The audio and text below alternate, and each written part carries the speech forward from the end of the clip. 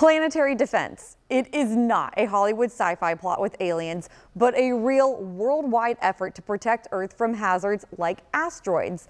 I talked to Dr. Nick Moskovitz, a planetary astronomer at Lowell Observatory who worked on NASA's DART mission.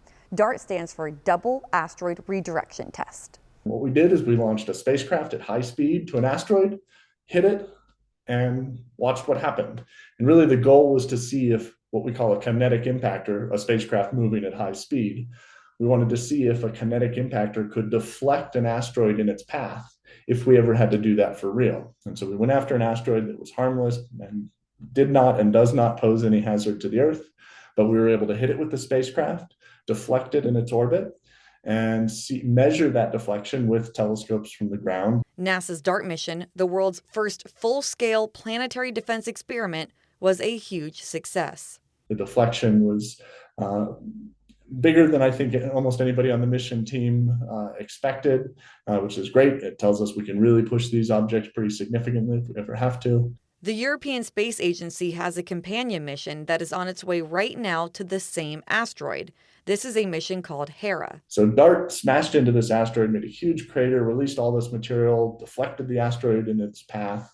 And now Hera is going to study the aftermath of that experiment. And that'll be really cool. There's all kinds of amazing things that Hera is bringing along, little rovers that'll be down on the surface, flopping and bouncing around. There's a ground penetrating radar system on the spacecraft that will check how much of the interior of the asteroid was fractured by the impact from DART. So there'll be lots of cool results coming out over the next year or so.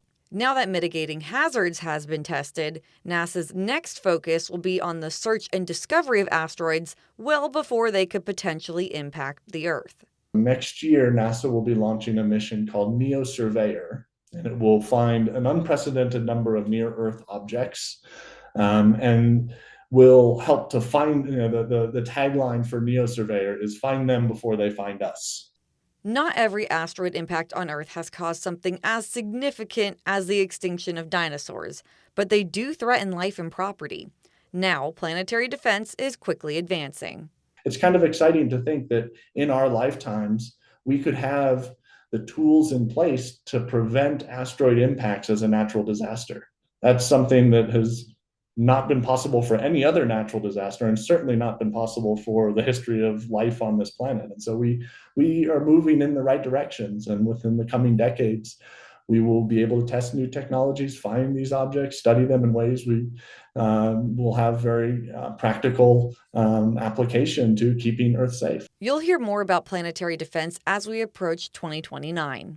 The UN has already designated 2029 as the International Year of Asteroid Awareness and Planetary Defense, which is some very long acronym, but they're doing that in part because in 2029, an asteroid called Apophis is going to fly by the Earth at only about 4 Earth radii away.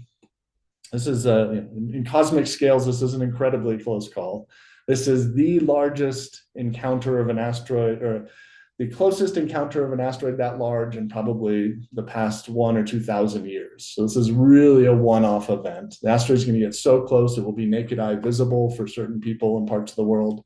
And so this International Year of Planetary Defense is going to raise awareness about these things, the types of work that we're doing to prepare and mitigate. But then we're going to have this amazing once-in-a-millennium event happen with this asteroid flying by ironically, Friday the 13th, April 13th, 2029, Apophis will fly by and we'll see this thing whiz by, and it'll be just a great thing. It's something like a quarter of the world's population will be able to watch this out of their backyard because the actual flyby happens over sort of Europe and Africa. So it's really going to be an amazing year, I think, for public awareness and for people to hopefully get excited about this kind of science.